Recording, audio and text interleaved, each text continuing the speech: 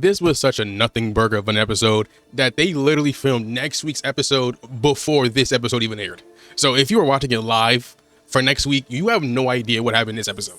That's how you know nothing of substance really happened in this episode. Not to say it didn't have good segments, because it did. I really enjoyed that main event. Now, granted, I don't remember the last time I've seen a triple threat end in a no contest. Like, maybe it's happened and it's just slipping my mind, but like, that's kind of crazy, especially considering it's for the #1 contenders.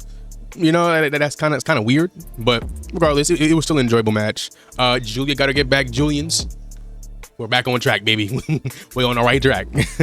And then we had the rage bait segment between Randy and Cody, where they just tried to rage bait each other into hitting each other, which was entertaining.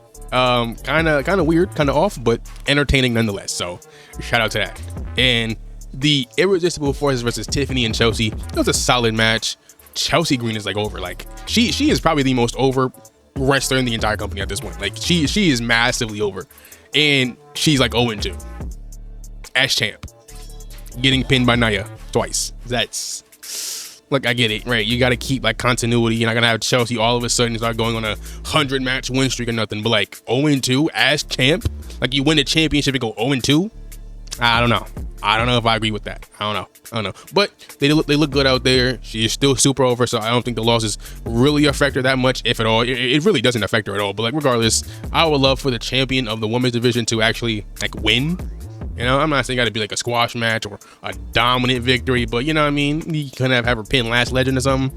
I don't know. That's the part that I'm like a little iffy on.